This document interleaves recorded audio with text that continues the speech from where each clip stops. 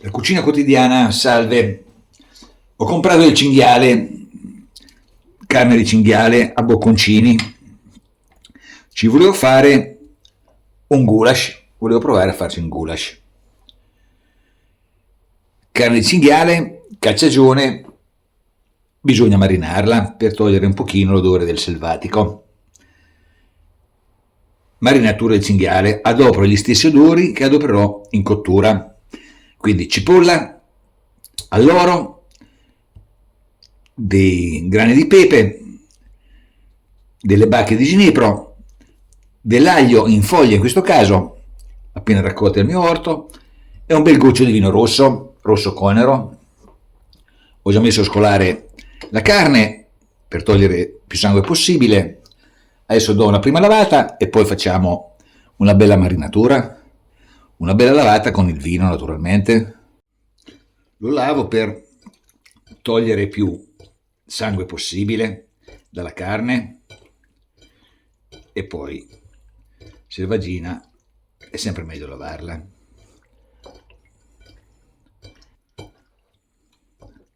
Ancora un goccio.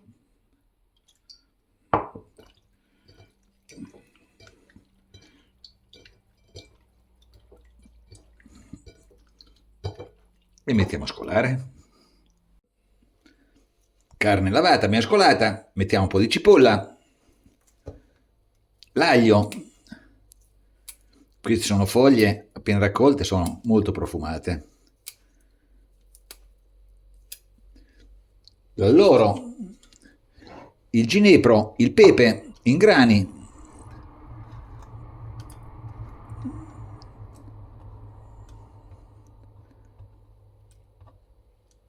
Ancora un pochino di cipolla.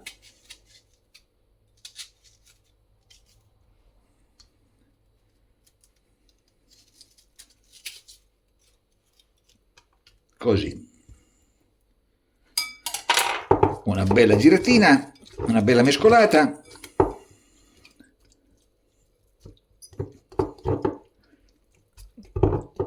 E adesso vino rosso e lo lascerò tutta la notte in frigo.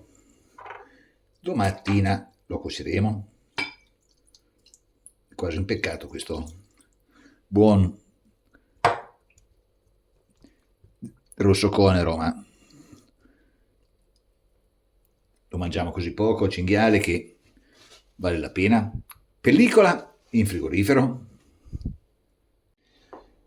Goulash di cinghiale. Ingredienti: cinghiale che è stato tutta la notte a marinare, poi ci servirà della cipolla, una carota, foglie di alloro, dell'aglio, un peperone, olio, sale e pepe e del lardo, perché il cinghiale è molto asciutto come carne e quindi bisogna che ci mettiamo dentro un pochino di grassi. Poi spezie: cumino, paprika dolce, paprika affumicata e bacche di ginepro ed un brodo vegetale che sta bollendo sul fuoco. Tegame pesante, olio, lardo e semi di cumino.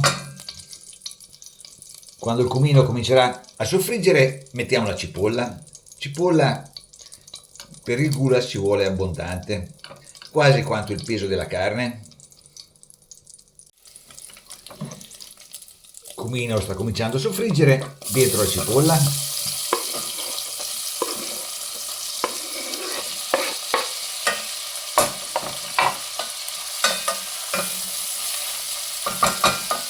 E visto che la cipolla non è poi così tanta, sono andato nell'orto, ho preso un paio di cipollotti e metto dentro anche quelli, con la parte verde anche, così. E lasciamo stufare piano piano. Se c'è bisogno, naturalmente ci aiutiamo con il brodo che sta bollendo. Ho messo a scaldare dell'olio in una padella, ho tolto la carne dalla marinatura, scolata per bene. Do anche una tamponata con un pochino di carta da cucina e soffriggiamo la carne. Ecco qua, poca per volta,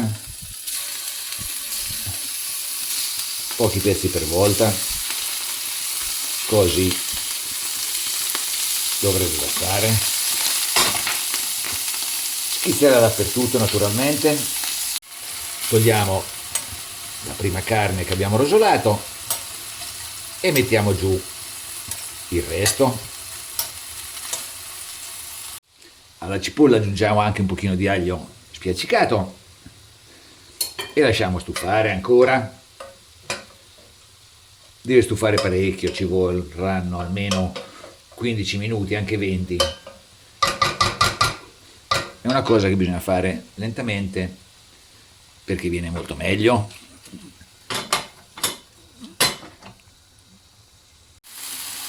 Rimettiamo giù la carne della prima rosolatura e facciamo andare, riportare in temperatura la carne.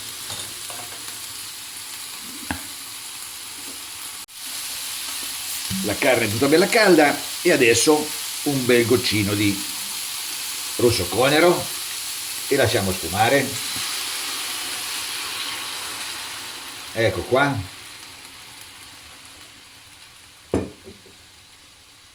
La cipolla è pronta, cominciamo con le spezie. Allora, bacche di ginepro, paprika dolce e paprika affumicata,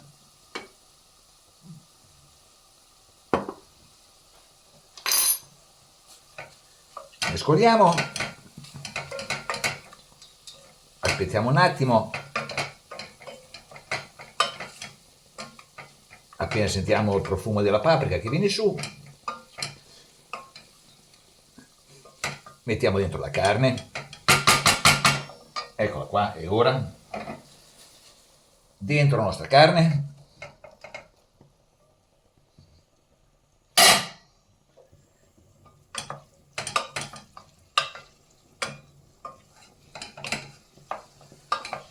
e adesso cominciamo a mettere il brodo,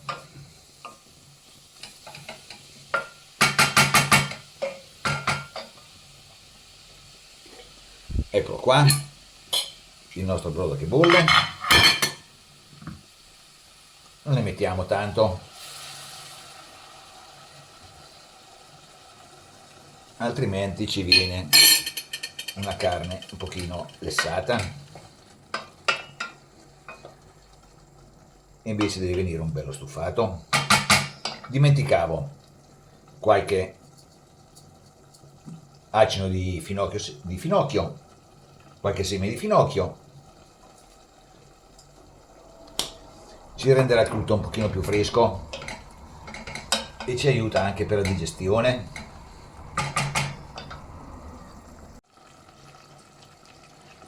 Concentrato di pomodoro, eccolo qua, e lo facciamo sciogliere qua dentro, ancora un po',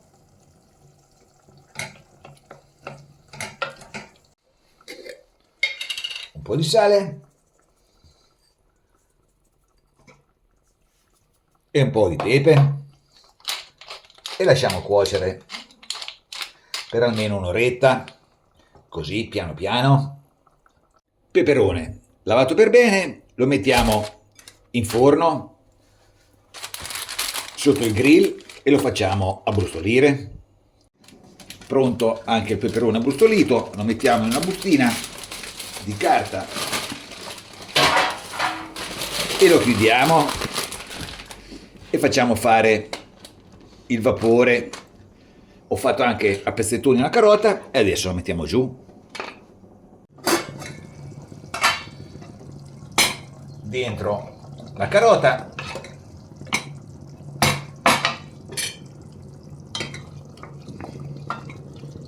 e aggiungiamo un po' di brodo,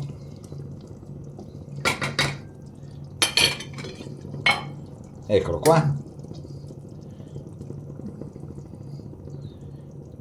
e lasciamo cuocere piano pianissimo. Spellato per bene il peperone, tolgo anche tutti i semi, Lo facciamo a pezzetti e mettiamo dentro anche questo, così. Ci sta molto bene il peperone nel goulash. Ho provato già diverse volte, ci sta veramente bene. Dentro, giù il peperone.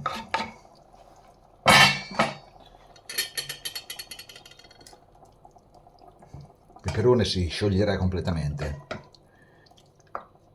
anche perché adesso deve bollire almeno un'altra oretta. Aggiungiamo ancora un po' di brodo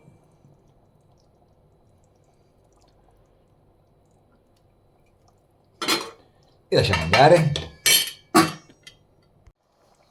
Goulash di cinghiale, ormai ci siamo. Ho assaggiato, la carne comincia a diventare tenera. Bene, adesso andiamo a togliere l'alloro e se ci riusciamo le bacche di ginepro, perché da mangiare non sono mica tanto buone, hanno un gran sapore. Il problema è trovarle.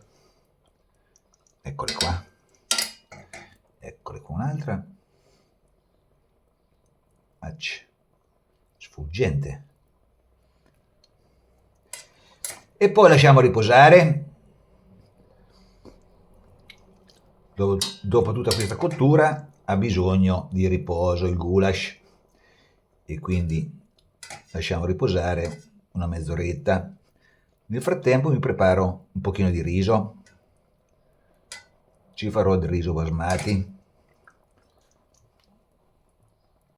Ed eccoci pronti per il nostro goulash di cinghiale. Riso basmati cotto nel brodo che ci è avanzato. Ho fatto una bella cupolina e adesso mettiamo giù il nostro goulash.